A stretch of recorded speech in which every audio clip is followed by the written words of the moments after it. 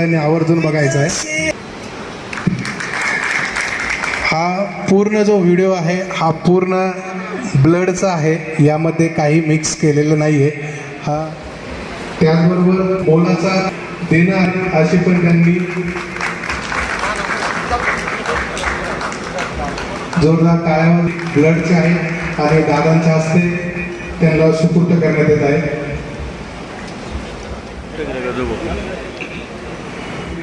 आणि त्याचबरोबर समारंभ या ठिकाणी संपन्न होत आहे। आपण या कार्यक्रमाला म्हणून जवळपास उपस्थित आहात। साहेबांच्या संदर्भामध्ये आपलं काय मनोगत आहे व्यक्त करा।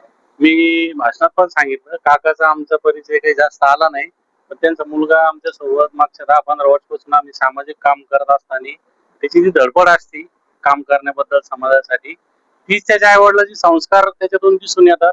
म्हणून काका आणि आईने त्यांच्या जीवनात काम करत असताना सेवानिवृत्ती जरी आज एका कंपनीच्या माध्यमातून होत असेल, पण त्यांच्या जीवनातला दुसरा टप्पा त्यांचा आनंदीमय जाऊ, त्यांचं सुख समृद्धी राहू, निरोगी राहू अशा आई तुळजाभवानीला मी उदंड असे त्यांच्यासाठी झोळी पुढं करून मागणी करतो की त्यांच्या जीवनात कायम आनंद राहू असे आमच्या सगळ्याकडनं त्यांना शुभेच्छा। मी सचिन कल्याणराव गरड, आर्थ व बांधकाम सभापती, छत्रपती संभाजीनगर जिल्हा परिषद। मी एकच रूमवरती राहिलेलो आहे। आम्ही रूमवरती राहताना पार्टनर म्हणून जरी राहिलो, पण ज्यावेळेस आम्ही सेकंड शिफ्टवरून यायचो त्यावेळेस आम्हाला झोपायला जागा राहत होती रूम मध्ये।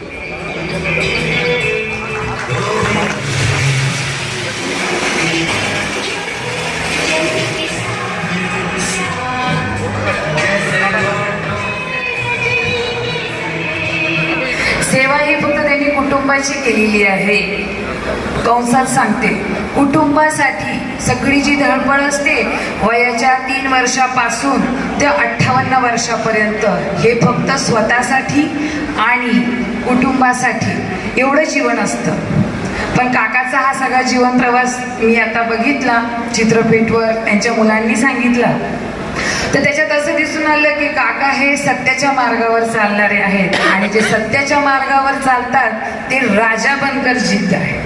जो सत्य के मार्ग पर चलते हैं वो राजा बनकर जीते हैं। तो आतापर्यंत त्यांनी नोकरी केली आहे, म्हणजे ते कुठेतरी नौकर होते, पण आता याच्या पुढचा प्रवास त्यांना राजासारखा दिलाय ईश्वराने बोनस के साथ। तो कसा त्यांनी जगायचा हे त्यांच्या हातात आहे। पण हे सर्व करताना मी एक गोष्ट इथेही ऐकली की त्यांनी जी काही 37 वर्ष ड्युटी केलेली आहे, नोकरी केलेली आहे, ती ROI मध्ये केली आहे, म्हणजे रिटर्न ऑन इन्व्हेस्टमेंट। म्हणजे त्यांनी कोणत्याही प्रकारचा दुचाकीवर बसवर खर्च केलेला नाहीये, बरोबर आहे। म्हणजेच काय की त्यांनी निसर्गाला काय दिलं, पर्यायाने इंधन बचतीची सल्ला दिलेली आहे। म्हणजे ते काय सांगितलं त्यांनी की त्यांच्या नावातच पंडित आहे, बरोबर आहे, पंडित बाबासाहेब गायके, बरोबर आहे। गायके म्हणजे काय, जीवन हे संगीतमय गायचंय त्यांना इथून पुढं, आणि ती ईश्वरानं त्यांनी संधी दिलेली आहे। म्हणून मी इतकंच म्हणते की छंद नाही रामाचा तो देह काय कामाचा, छंद नाही रामाचा तो देह काय कामाचा। म्हणून मी काकांना एवढंच सांगू इच्छिते की यापुढील आयुष्य त्यांनी ईश्वरचरणी, कुटुंबासोबत आणि मित्रपरिवारासोबत राजासारखं जगायचं आहे। बोनसमध्ये मिळालेलं आहे, त्याबद्दल काकांना पुनश्च एकदा वाढदिवसाच्या अनंत अनंत शुभेच्छा। धन्यवाद। सर्वप्रथम तुम्हा सर्व पत्रकारांचे खूप खूप धन्यवाद। तुम्ही आज या कार्यक्रमात वाढून म्हणजे येऊन हा जो आनंद द्विगुणा केला त्याच्याबद्दल मी तुमचं मनस्वी आभारी आहे। आणि आज म्हणजे वडिलांचे जे 37 वर्ष म्हणजे जे म्हणतात ना, जे इमानदारीनं काम करतात त्याचं फळ भेटतं। आज तुम्ही सर्व हे जे आहेत हे तिथंच फळ आहे, जे त्यांच्या रूपाने त्यांनी लावलेल्या झाडाच्या रूपाने आज आम्हाला चाकायला भेटतंय। त्याच्याबद्दल मी त्यांचं किती आयुष्यभर जरी मी म्हणजे 7 जन्म जरी घेऊन त्यांचं म्हणजे मी कर्तव्य पार करण्याचा प्रयत्न केला तरी ते पूर्ण होऊ शकत नाही। जे असं त्यांचं या ठिकाणी असं दिसतं की आपण आई वडिलांची स्केच जे केलेली आहे ती स्वतःचं ब्लड देऊन केलेली आहे, या त्याच्यावरून आपल्याला काय ऍक्च्युली म्हणजे वडिलांना काय द्यावं हा मला खूप मोठा प्रश्न पडला होता। मग मी खूप विचार केला नेमकं काय करावं म्हणजे पैसा पाणी आपण खूप देऊ शकतो, वेळ देऊ शकतो, म्हणजे मग मी एक आठवलं, म्हणलं आपल्या शरीरात पाण्यानंतर जो काही भाग असतो तो रक्तच असतो. म्हणजे मी तर असं ठरवलंय माझ्या शरीरात मी नंतर अवयव पण दान करणार आहे. म्हणजे त्यावेळेस फ्युचर मध्ये मी तसं देऊन देणार आहे. आणि आज मी माझ्या शरीरातला जो भाग देऊ शकतो ब्लड रूपात मी तो दिलाय.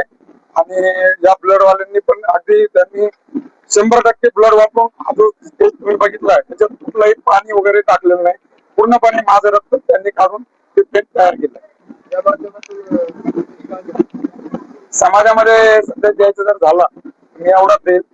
म्हणजे प्रत्येक कुटुंब हे फक्त स्वतःसाठी जगत असतं. तिथून पुढे फक्त मी एकच सांगत, तुम्ही स्वतःसोबत जगत असताना आपल्या सोबत आपले शेजारी सहकारी सोबत घेऊन चला. ज्यावेळेस तुम्ही सोबत 10 लोक जोडतात ऑटोमॅटिक ते 100 पावलं पुढे चालत असतात.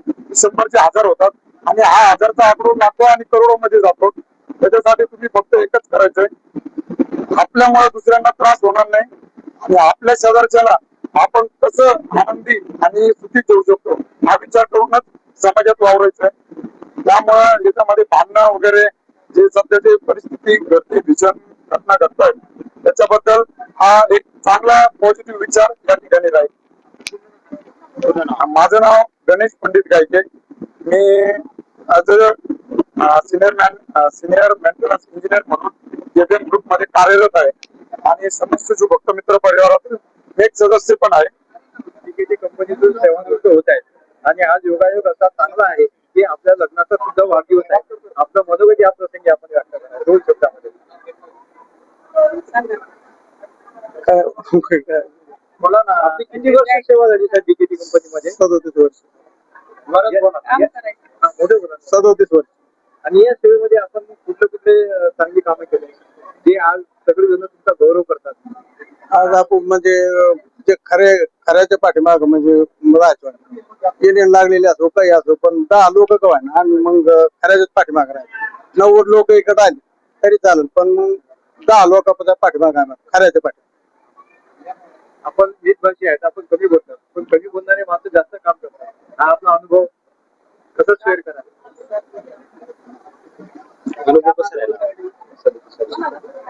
अनुभव तर चांगलाच राहिला. मौन मध्ये जेवढी ताकद असते त्याच्यात दुसरी कशातच नसते.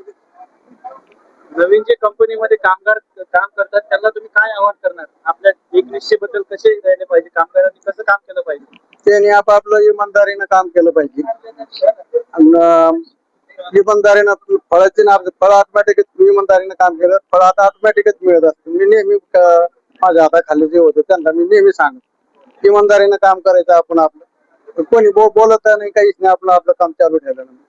ताई, आपण साहेबांच्या संदर्भामध्ये साहेब कमी बोलतात पण काम त्यांचं खूप चांगलं आहे. सगळ्या जणांनी त्यांच्या भाषणामध्ये गौरव केलेला आहे. आपण काय सांगाल त्यांच्याबद्दल? काम चांगलं केलं, सेवा चांगली, मुलांना संस्कार दिले, सगळ्यांची काळजी राहिली असे कार्य केले ना. समाजामध्ये तर ते खूप लोकप्रिय आहे. सगळेजण त्यांचे नातेवाईकात वक्त्यांनी भाषणामध्ये सांगितलं की त्यांचे कौटुंबिक सुद्धा मुलांना त्यांनी खूप चांगलं घडवलं, त्यांच्यावर संस्कार चांगले केलेले आहेत. त्याच्यामध्ये आपण काय बोला? संस्कार केले तरी वर आलं तरी कठीण काळजी प्रवास कठीण पास केला असं. तुम्ही जवळ सारखा हा इकडे बघा समोर. ओके मागे सारखं यांना बघा आता इकडे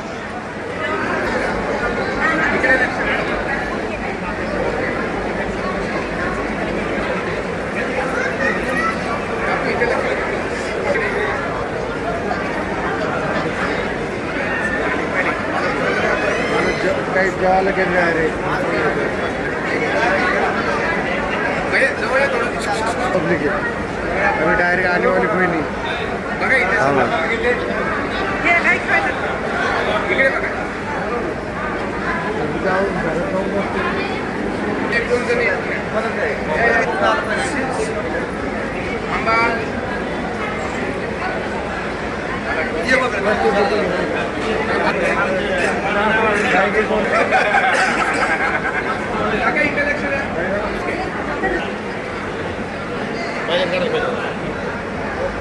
झालं का?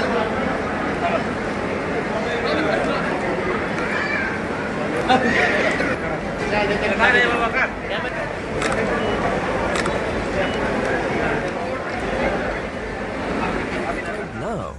and press the bell icon. Never miss an update.